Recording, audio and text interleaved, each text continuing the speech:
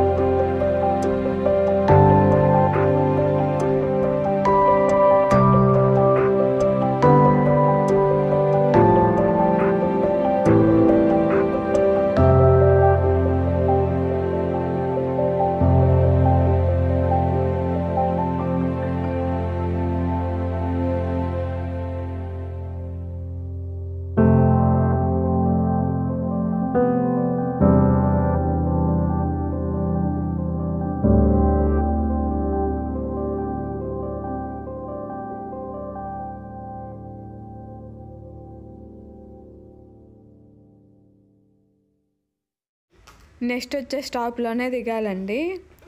ఇదేనండి వచ్చేసింది బట్టు caves. Board మీద కనిపించింది కదా, ఈ స్టాప్లోనే దిగాలి. మా చిన్నోడు ఏడుస్తున్నాడని ఒక అతను గన్ను టాయ్ తెచ్చుకున్నాడు, మరెందుకో అది తీసుకొచ్చి మా చిన్నోడికి ఇచ్చాడు. వాడు తీసుకెళ్ళి మా పెద్దోడికి ఇస్తే అది పట్టుకొని వాడు ఆకుండా పోతా ఉన్నాడు. ఇంకా మనం దిగేసి పైకి వెళ్ళి ఇందాకున్న టికెట్ ఉంది కదా, ఆ టికెట్ మళ్ళీ స్కాన్ చేయాలి. స్కాన్ చేస్తే బయటకు వచ్చేస్తాము. బయటికి రాగానే ఇలా బయట ఇలాంటివి పెట్టి అమ్ముతూ ఉన్నారు. మన ఇండియా టెంపుల్స్ దగ్గర ఏమేమి అమ్ముతారో అవన్నీ అమ్ముతున్నారు. కాశీదారాలు, అవి పట్టీలు కూడా అమ్ముతున్నారు మరెందుకో. ఇవి వచ్చేసి ట్విన్ టవర్స్, మలేషియాకి ఐకానిక్ సింబల్స్. మలేషియా వచ్చిన వాళ్ళు మ్యాక్సిమం అలాంటివి కొనుక్కొని వెళ్తారని అక్కడ పెట్టి అమ్ముతున్నారు. ఇంకా ఫ్రూట్స్, జ్యూస్ అవన్నీ అమ్ముతున్నారు. ఇదంతా బయటికి రాగానే అనమాట. కనిపిస్తుంది కదా పైన కేటీఎం. ఇక్కడ కేటీఎం అని పిలుస్తారులేండి ఎంఆర్టీని. ఇవన్నీ ఇండియన్ షాపులే, ఇండియన్ టిఫిన్ సెంటర్లు అనమాట. మ్యాక్సిమం ఇక్కడ తమిళ్ వాళ్ళు ఎక్కువ ఉంటారు కాబట్టి వాళ్ళే ఎక్కువ ఉంటాయి. కనిపిస్తుంది కదా దోశ అలాంటివన్నీ ఉన్నాయి. ఇదిగోండి చపాతీ, దోశ, ఇంకా చాలా వడ అలాంటివన్నీ ఉన్నాయి. Indian restaurant. ఇక్కడ కుర్తీస్ అమ్ముతున్నారు. కుర్తీస్, వాటర్ బాటిల్స్ అవి కూడా అమ్ముతున్నారు చూడండి. పక్కనే water bottles, chips packets, fruits అవన్నీ అమ్ముతున్నారు. ఆ పక్కన పానీపూరి కనిపిస్తుంది కదా, ఇవి కూడా ఫ్రూట్సే. ఇది వచ్చేసి పానీపూరి అమ్ముతున్నారు చూడండి. నేను కూడా ఇక్కడ ఫస్ట్ టైం చూస్తున్నాను పానీపూరి అమ్మడము. అన్ని పానీపూరీలు ఉన్నాయట్టుంది, అన్ని రకాలు. ఇక్కడ చూడండి ఏమేమి అమ్ముతున్నారు. రింగులు, చేతి కడియాలు, మెల్ల వేసుకునేవి, ఇంకా కాశీదారాలు, పట్టీలు చాలా అమ్ముతున్నారు చూడండి. పట్టీలు మాత్రం ఎక్కడ చూసినా పట్టీలే అమ్ముతున్నారు మరి. ఇంకా పక్కన వచ్చేసి ఏదో చిన్నది కూల్ డ్రింక్ షాప్ ఉన్నట్టున్నాయి. ఇంకా అన్నీ అలాంటివే ఉన్నాయి. వర్షం పడుతుందని మ్యాక్సిమం షాప్స్ అన్నీ క్లోజ్ చేసేసారు. వచ్చేసాము చూడండి ఆంజనేయుల స్వామి గుడి. ఫస్ట్ కేటీఎం నుంచి బయటికి రాగానే కొంచెం దూరం నడవగానే ఆంజనేయుల స్వామి గుడి కనిపిస్తుంది. ఇది కూడా అమ్మవారి గుడి. అది ఇంకా క్లోజ్ చేసింది, ఓపెన్ చేయలేదు. నాకు ఈ హనుమాన్ చూస్తుంటే సేమ్ సింగరకొండలో ఉన్న హనుమానే గుర్తుకొస్తుంది. కాకపోతే ఇంకా పెద్దగా ఉంటుంది సింగరకొండలో.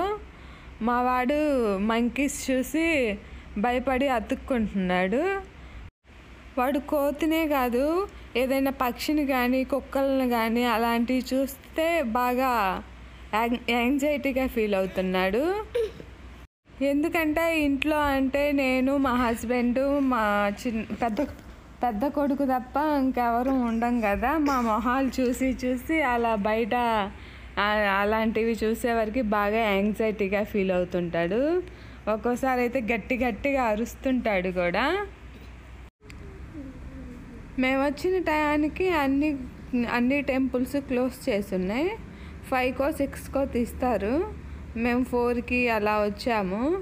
అంతలోకి వేరే చూసుకొని టెంపుల్స్ తర్వాత చూడొచ్చని ముందు అలాంటివన్నీ చూసుకుంటూ వెళ్తున్నాము. ఇక్కడ ఏదో గరుడు పక్షిలాగా ఉంది. వర్షం పడింది కదా, అందుకే జనాలు తక్కువగా ఉన్నారు. అది కూడా 4 అయ్యే వరకు ఇంకా కొంచెం తక్కువ మంది ఉన్నారు. ఎందుకంటే టెంపుల్స్ ఇప్పుడు క్లోజ్ చేసి ఉంటాయి కదా. 6 ఆ టయానికైతే కొంచెం ఎక్కువ మంది వస్తారు. ఇక్కడ చూడండి ఏదో ఆకుతో దండలు కట్టి ఏలాడేశారు. అంతలోకి ఇక్కడ ఏంటిదో శ్రీ రామాయణ కేవ్స్ అని ఏదో ఉన్నాయి, చూద్దాము. ఇంతకుముందు 2 times వచ్చాము కానీ లోపలికి వెళ్ళలేదు. టికెట్ తీసుకోవాలి. టికెట్ 10 ringgit అంట. చూద్దాం వెళ్ళి. అక్కడ వాళ్ళని పోయి అడిగితే రామాయణం గురించి అంతా ఉంటుంది అని చెప్పారు. అంటే స్టాచ్యూస్తో చూపిస్తారు అని చెప్పారు. అందుకని ఇంకా లోపలికి వెళ్దామని టికెట్లు తీసుకోవడానికి వెళ్ళాము. పెద్దవాళ్ళకి ఓన్లీ టికెట్లు, చిన్నవాళ్ళకైతే ఫ్రీ. నాకు మా ఆయనకే తీసుకున్నాము. చిన్నవాళ్ళకి ఫ్రీ కాబట్టి ఇద్దరి 20 రూపీస్ అయినాయి, 20 రింగెట్ అయినాయి. ఆ కౌంటర్లో టికెట్ ఇచ్చామా, ఇంకా లోపల ఉన్నారు వెళ్ళండి అని చెప్పింది. మేము లోపలికి వెళ్ళి చూస్తే ఎవరూ లేరు. కనిపిస్తుంది కదా విష్ణువు చాలా బాగుంది కదా, చాలా పెద్ద విగ్రహం కూడా. ఇక్కడ వచ్చేసి ఇవేవో గుర్రాల మీద ఏదో దేవుడు ఉంటాడు, ఐ థింక్ సూర్య భగవానుడు అనుకుంటా. చాలా బాగా కట్టారు. ఇటు సైడ్ వచ్చేవరకు అన్ని యానిమల్స్ ఉన్నాయి. నందివర్ధన్ చెట్లు పెట్టారు, మధ్యలో యానిమల్స్ పెట్టారు. మా వాడైతే ఆ యానిమల్స్ దగ్గరికి వెళ్దామంటాడు, కానీ అటు వెళ్ళడానికైతే దారి లేదు, జస్ట్ చూడడానికి మాత్రమే. మా వాడు కాసేపు ఏడ్చాడు, అక్కడికి వెళ్ళి నేను ఫోటోలు దిగాలి అని. అక్కడికి వెళ్ళేది లేదురా అన్నా కానీ వాడు వినలేదు. చూడ్డానికి అచ్చ ఇండియాలో ఉన్నట్టే ఉన్నాయి టెంపుల్ మాత్రం. చాలా బాగా కట్టారు. ఎంత బాగా కట్టారో చూస్తేనే అర్థమవుతుంది కదా. 10 రింగెట్ అంటే 180 రూపీస్.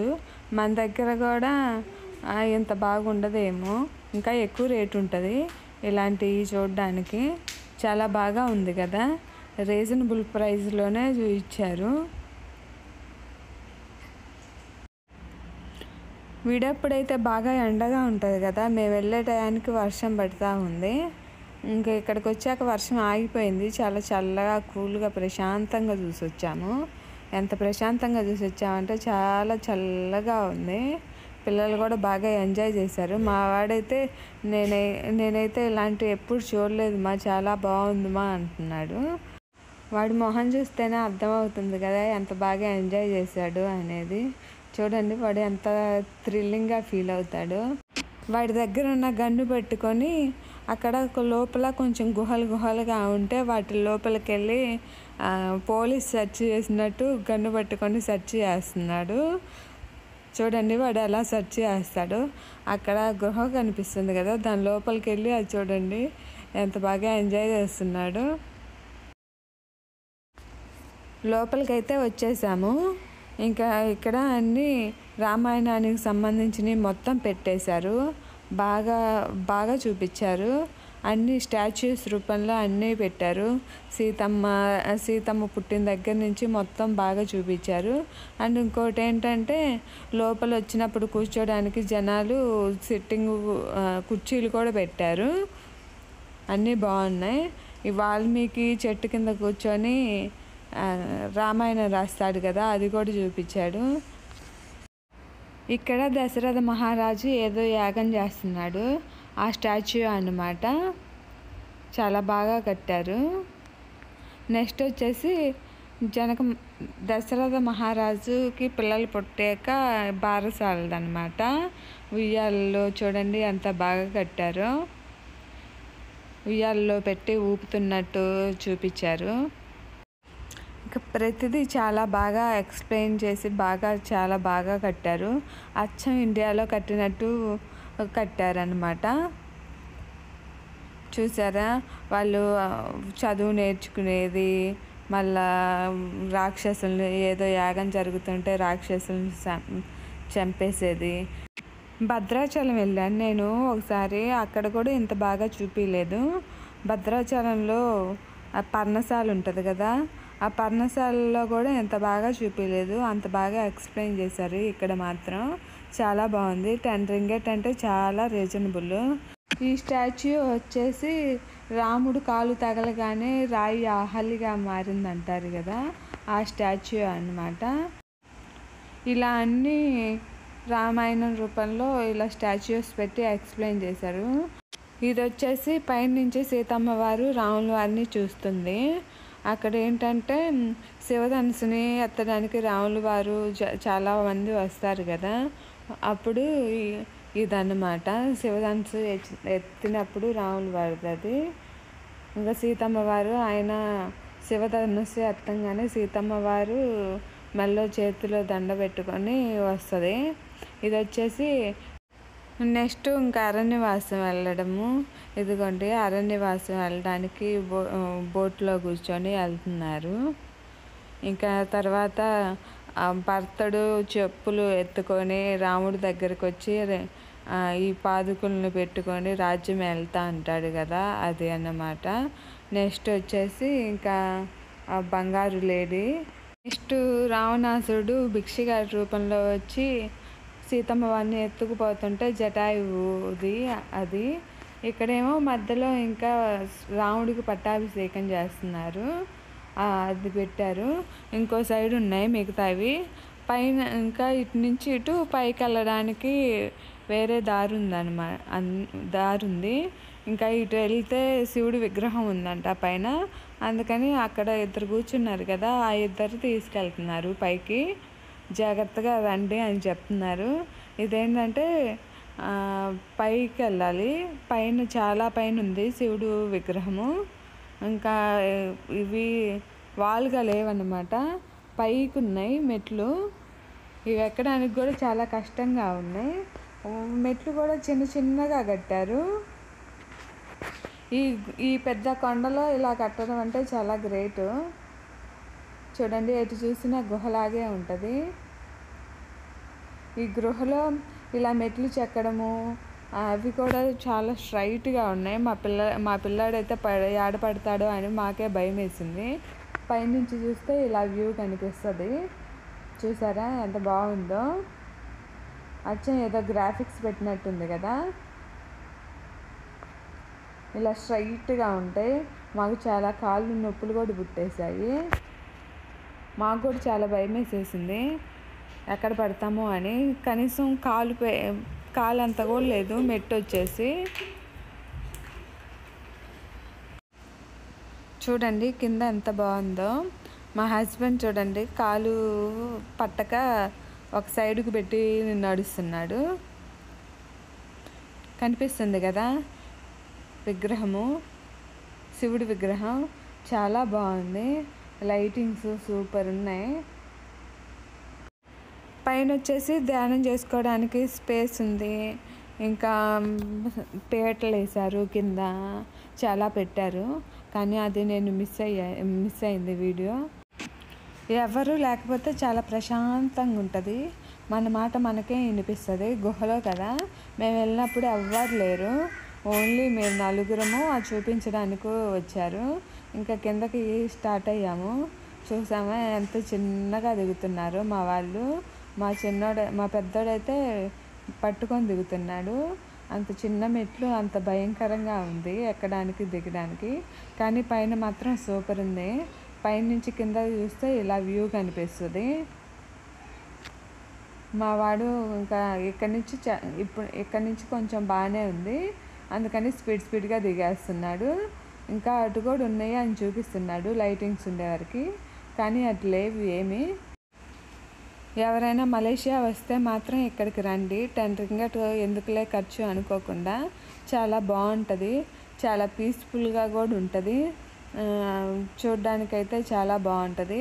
రామాయణం తెలిసినా కూడా ఇంకా చూడాలనే అనిపిస్తుంది. చాలా బాగుంది. చూడండి అన్నీ ప్రతి ఒక్కటి బాగా ఎక్స్ప్లెయిన్ చేశారు, అన్నీ స్టాచ్యూస్ రూపంలో. నేను ఒక సైడే తీశాను వీడియో, ఇంకా ఇంకో సైడ్ కూడా ఉంటుంది చూడండి. నెక్స్ట్ ఎవరైనా వస్తే మాత్రం దీన్ని మాత్రం మిస్ అవ్వమాకండి.